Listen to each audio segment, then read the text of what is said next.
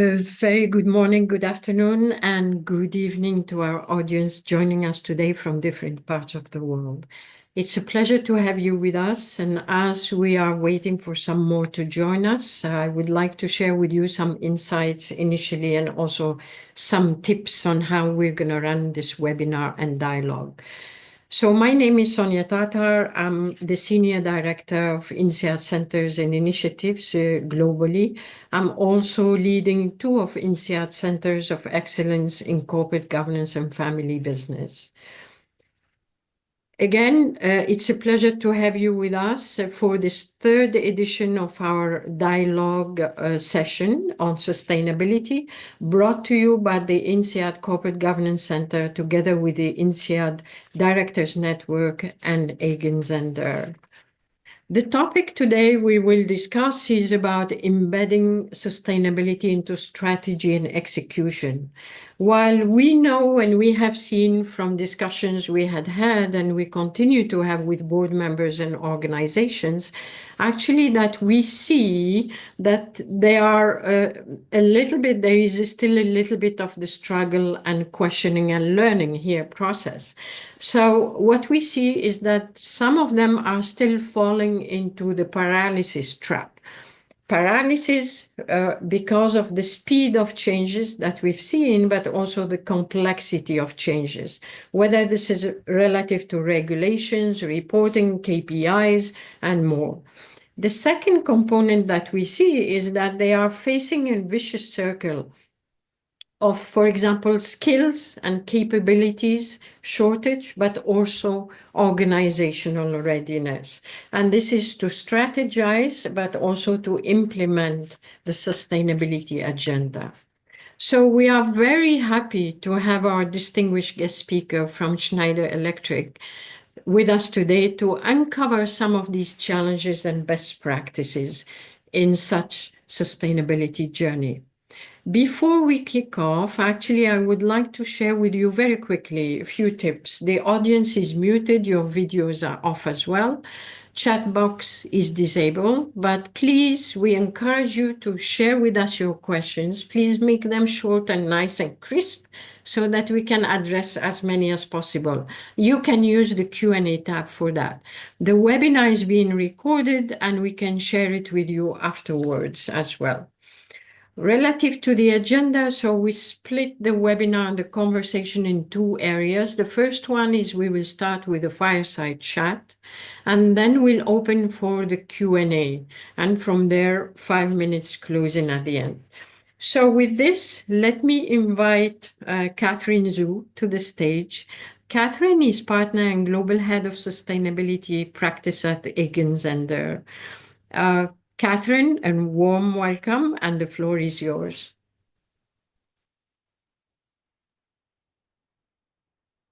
Good morning and good evening to people in Asia and in Europe.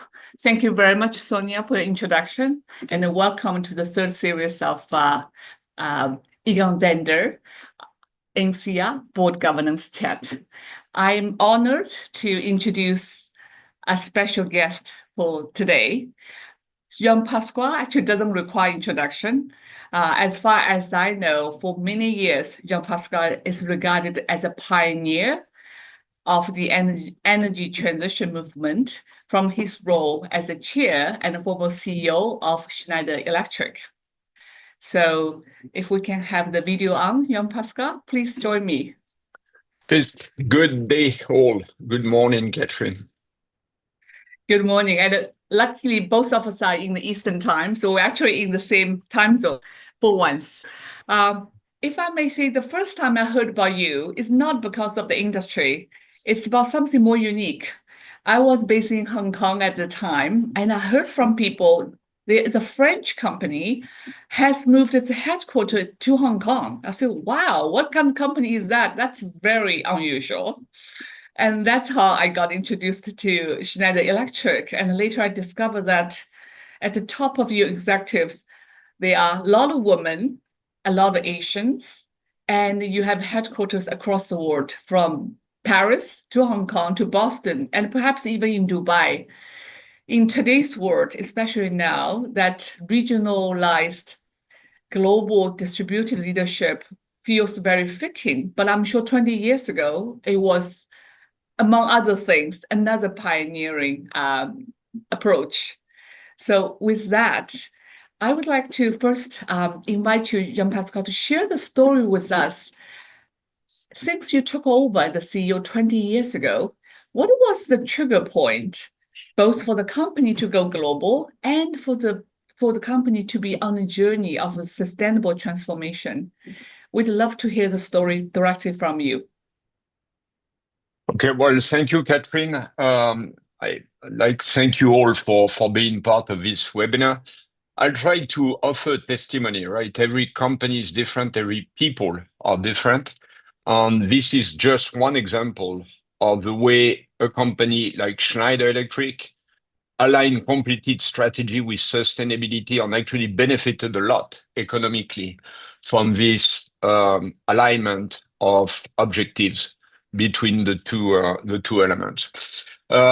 What triggered maybe as a well, at the end of the day, it has to start by the conviction of a leader. I had the chance 22 years ago to be appointed as CEO of the company, and I've done the usual thing. I'm going to show a few slides, but Schneider at that time was a small company, but focused on energy. And energy is absolutely paramount to the equation of climate change.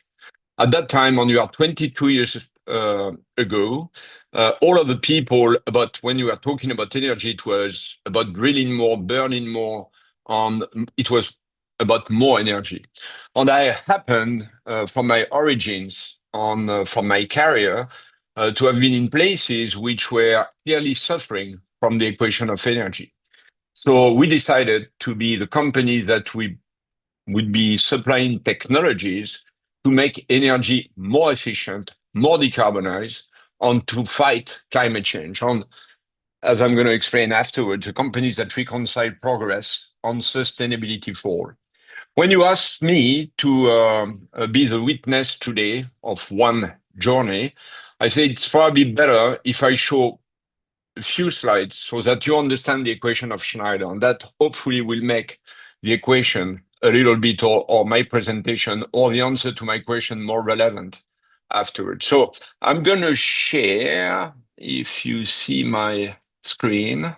Do you see it? Okay, good. So 2 words. When you look at the world of energy today, let's be very simple. Climate change is about emissions, carbon emissions. Carbon emissions are 80% due to the way we consume and produce energy. And if you look at the world of today, and that was close to that also 22 years ago, we are 8 billion people on the planet. Today, only 5 billion people have a decent access to energy. So when you look at the next 20 years, which are the years of your generation, we need to supply energy to 5 more billion people. The 8 billion we are today plus the 2 billion are going to join us. And at the same time, we know that carbon emissions are going into absolutely the wrong direction and putting at risk a number of geographies. It can be hurricanes in the US, it can be typhoons in Hong Kong, droughts in Africa, and so on. So we need to curb the emission by a factor of 2. There is no way we can do it with the way we deal with energy today. So what we've done at Schneider is to work on an equation of technologies which are existing, that could be available today, not Horizon 3 technologies, so that we can cut 70% of the present carbon emissions for any company, for any individual. And it's all about digitization. So speak about IoT, big data, AI applied to infrastructure around you, on electrification for decarbonization based on green electrification, of course, which makes a future which is more sustainable. And I would say the key name is more efficient, because today the way we deal with energy is extremely inefficient. So, and again, it's a long time ago, we say we want to be the companies that empower all in the world to make the most of their energy and resources, And we want to make sure that we build progress on sustainability for all, because, 40 years ago, I was part of the crew that started Schneider in China, which today is our second largest business. And we were missing energy. And then I was in charge of Africa for 1 year. And you realize that energy is your passport to a decent life. If you don't get access to energy, then your life is miserable. But at the same time, more energy means more climate change, and we need to resolve this. So that was the way we define our purpose. And probably the first lesson I would draw here is that if you are serious about the cause, don't put sustainability on the top of your strategy. You have to embed sustainability at the core of your mission. And if your mission is not sustainable, then it's perfectly all right, but don't speak too much about sustainability. Sustainability is not a half journey. It is completely embedded in what you do. Results, we are today considered in multiple times as the most sustainable company in the world, 2 times in Davos by Corporate Knights in the past 5 years, always part of the top 10 anyway in that ranking, Time Statista, and more so. And that has become an incredible source of pride and attractiveness for the company. Now, principles. We have never opposed, and I shall never oppose, sustainability to profitability or economics. Actually, the only sustainable solutions that make sense are solutions that bring good return. Sometimes it's not only economics, but for customers, it has to be obvious this is the right direction to go in. And the second thing I've always said to our people in the company is that, well, of course, we are proud of what we do for the world, the way we impact for sustainability. But our first contribution to sustainability is to do well. Because if a company starts to not go very well or to have economic problem, all the companies are harming their environment. All companies in that situation, you will restructure, you will fire people, you will start to take shortcuts and those kind of things. So your first contribution to your environment is to make sure that your company does well. Just to make sure that economics is the foundation to sustainability. Then we say, well, performance, of course, it has to be embedded in the solution. We integrated all the ESG dimensions in everything, in every part of our business. And then sustainability is ultimate teamwork. And I'll try to show that afterwards. So when you think about sustainability, you integrate your whole scope 3 and even your scope 4, which is the avoided emissions or your mission to the extended community. So it's something that goes far beyond your company. So let's take the example of Schneider. Over the years, we build our sustainable contribution in the space of carbon into all the stakeholders. We took ourselves strong commitments to be carbon neutral, scope 1 and 2 by 2030, integrating scope 3 by 2040. Number one. Number two, as a lot of our solutions are built with suppliers, we engage with our top 1,000 suppliers to cut by 2 their emissions in the next coming 3 years. Good for our business too, because they adopt our technologies, but for them, great advantage, because once they've done that with Schneider, they become more convincing and more competitive for the other customers. Then, when we engage with customers, in 70% of the cases today, we help them to become more sustainable. It's about more efficiency, more decarbonization. And globally, we help our customers to save roughly 126 million tons. And that's only a part of our impact that we measure, the one we can audit. And this is twice our own carbon footprint. So I would say today, Schneider is by far net positive in what we do. Then, because we operate 40% in new economies, in emerging countries, we have also embarked in supplying electricity, clean electricity, to 60 million people. And by doing that, we trained 1 million people into the business of being electricians, clean electricians. And finally, well, Schneider is part of the top 3 companies where ESG funds are investing. So we are a sort of compulsory part of an ESG funding. And today, 80% of our business at the end of the program will be linked to sustainability. So when people want to invest in sustainability, investors invest at Schneider. So that's an example of this teamwork. Then when you look at this big well, here is the carbon footprint of Schneider. And I don't want to go into the detail, but we were company 59 to be SBTi approved on our carbon reduction. And of course, it starts with scope 1, scope 2, but the biggest thing is scope 3, upstream and downstream. So now, what about the governance to make this happen as a core of, as central part of the strategy? Well, I say that fundamental principles of sustainability for us was to make sure that sustainability would be completely integrated with our purpose and strategy. Number one. Number two, make sure that it's completely integrated in the governance of the company. So we have a special committee at the board of directors. We have one person in charge representing sustainability at the executive committee. And maybe more original, we created a few years ago a committee made of non-economy people coming from different stakeholders of the company who are regularly meeting with the CEO of the company on the executive committee, and they validate our orientations in sustainability, and at the same time, they challenge what we are doing. But good also, they help us deal with complicated cases, right? I'm not saying that this is easy. There are plenty of choices to be made, and they bring a different angle to those elements. Then we have a complete organization which is embedded in all the organizations of Schneider, which is making sure that sustainability is integrated. And then we have plans or programs of implementation of sustainability. So governance clearly integrated. By the way, this is audited also. What we do in sustainability has been audited for a long time, as well as the financials. And I'm going to speak about that later. It's also embedded in our incentives for now a long time.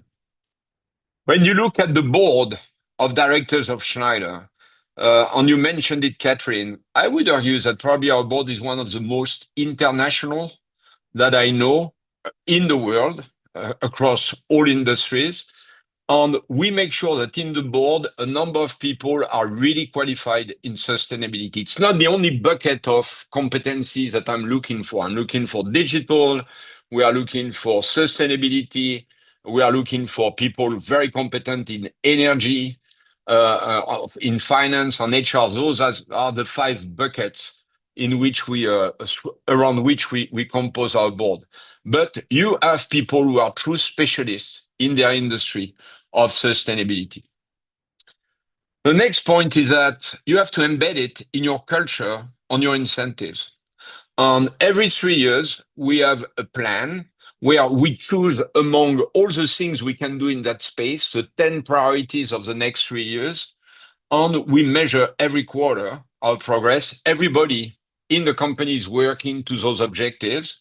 On those objectives condition a large part of the short-term incentive plan, the cash incentive plan, and the long-term incentive plan, therefore performance shares.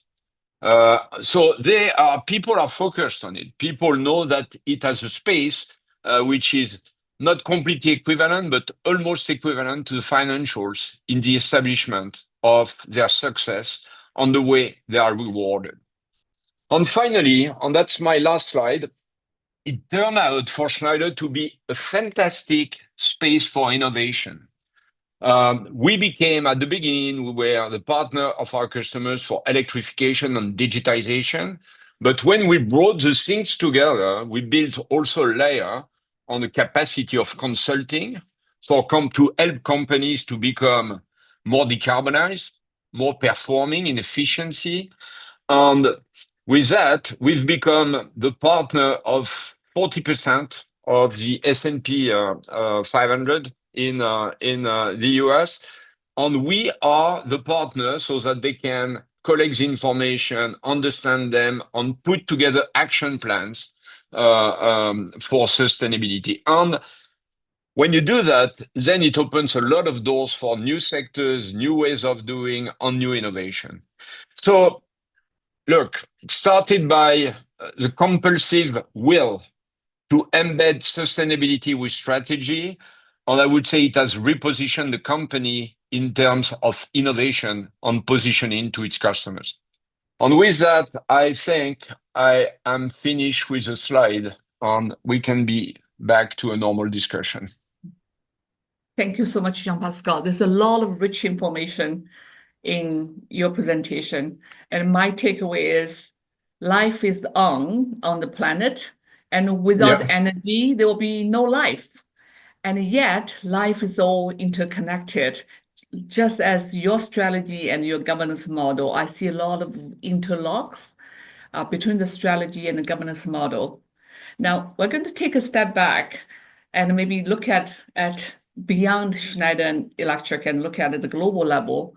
I think it will be an understatement to say that we're living in an unprecedented time when the old rules are breaking down and the new ones are yet to emerge. And in some ways, everybody on this call has a role to play to shape that new world order. So on that, I wonder, as a chair, are you seeing headwinds? We saw US has a very different approach now to regulations on climate.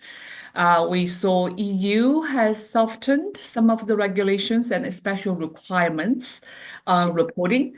Asia, on the other side, I just came back from Shanghai last week, is charging ahead with a lot of innovations, which hopefully will also provide different solutions. So give us a sense of the headwinds and your advice as a chair to the directors and executives on this webinar. How do we stay the course of sustainable transformation, yet to deliver the performance, as you said, that business success is the foundation of sustainability? Look, there's always been in the past 22 years, everything I spoke about just before seems quite obvious today. 22 years, nobody was speaking about climate change, or nobody was speaking about IoT, or nobody was speaking about AI on digital twins, on those kind of things. So I think it has always been a sort of balance on there were always headwinds, at least to the subject of sustainability. There were 22 years ago, there were many people who were denying the phenomenon of climate change or global warming. That was probably for 10 years the biggest question. And then I think now nobody is really denying it, but many people are really questioning the way to fight it or the use to fight it. Anyway, my answer to your question is, as leaders of companies, if you want to make sure that this direction for more sustainability is sustainable in itself, I think it's all about pragmatism. From the beginning, we've said in the company that we deliver those technology solutions, but they have not only to bring sustainability benefits, they have to bring economic benefits. And the fact of the matter is that we prove every day that those benefits are important and the payback is very fast. You just have to think hard and to work hard to make it work. You are speaking about China. China is moving full speed to electric vehicle. I was in Shanghai also not so long ago. You see now more electric vehicles than you see ICEs. But an electric vehicle already today in China is less expensive than an ICE.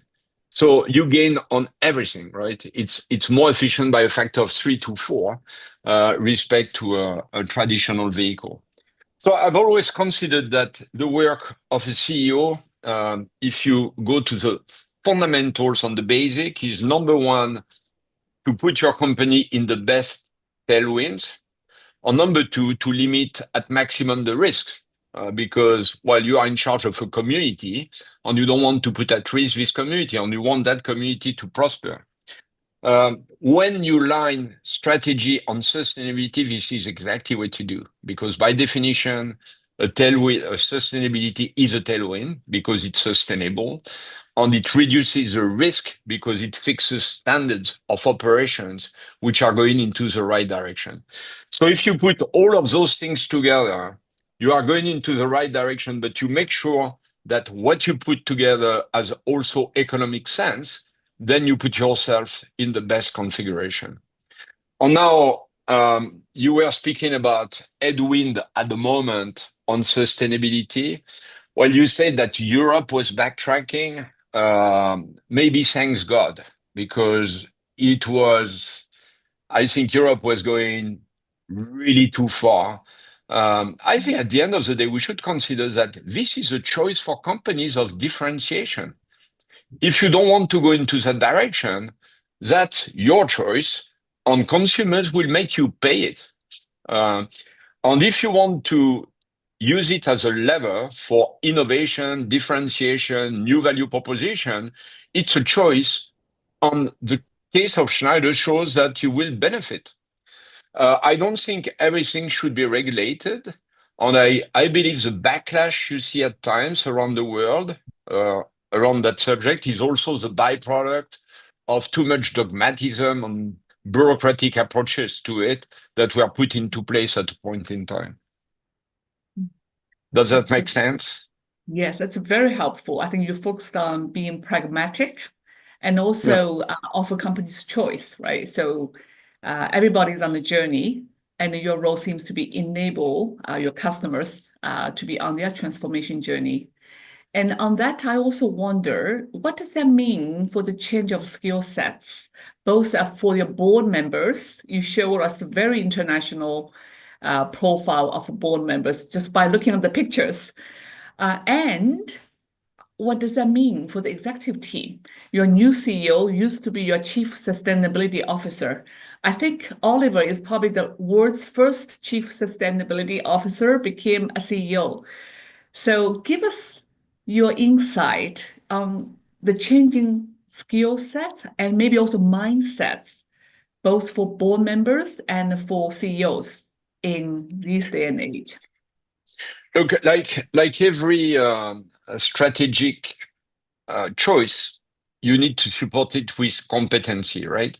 And in the case of sustainability, it was very new at the time we started. So we had to recruit people who would have that knowledge, and actually there were not many, or we would have to build by ourselves together with other companies that knowledge. So anyway, cut a long story short, that means we recruited at the board people who bring the same approach from different sectors, but who have experience, and they have experience in the trade-offs that you have to operate when you embed sustainability in your strategy. On the same thing at the level of our executives, right? Just to dissipate any misunderstanding, Olivier has had plenty of other roles in Schneider, right? And when he was in charge of sustainability, he was also in charge of strategy, right? But what you say is right. I think at Schneider, at least, knowing very well sustainability is part of the core competency.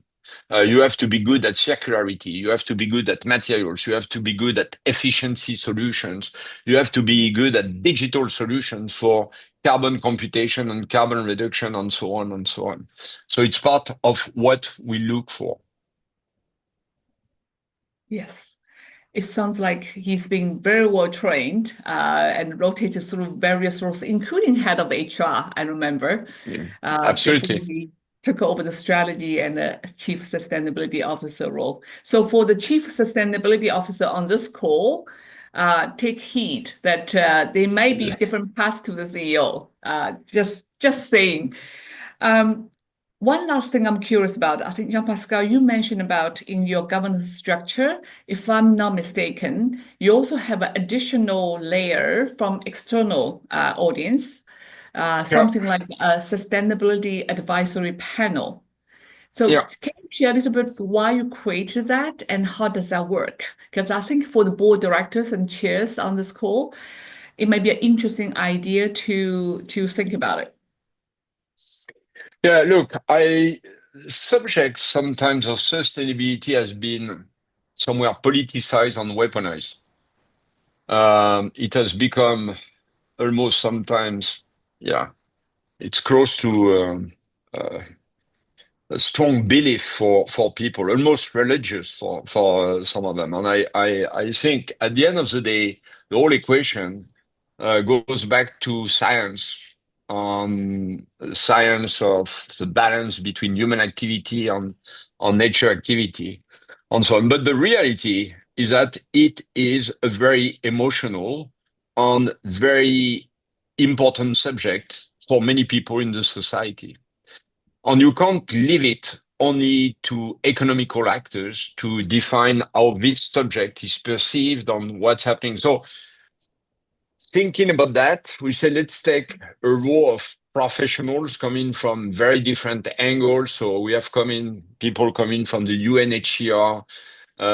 We have one adventurer like Bertrand Piccard, who was the first guy to run the world with the solar impulse solar plane, but who loves science applied to efficiency. We have Dr. Amani Abu Said from the African Commission for Energy, bringing a very different approach, more political on African to the subject, and so on and so on. One representative of our suppliers. And when they look at the way at our plans, that raises questions. There are places where they disagree. There are places that they criticize. There are places that they think we've not seen a number of elements. So they have been really useful and very contributive.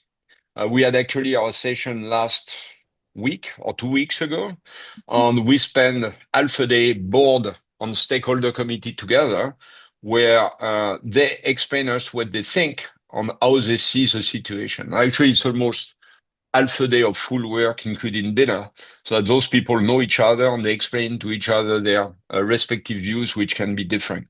But that has been really contributive because they bring the knowledge of communities, of politics, of NGOs, and so on, and helps us probably to be more relevant and help us to adjust and change our directions.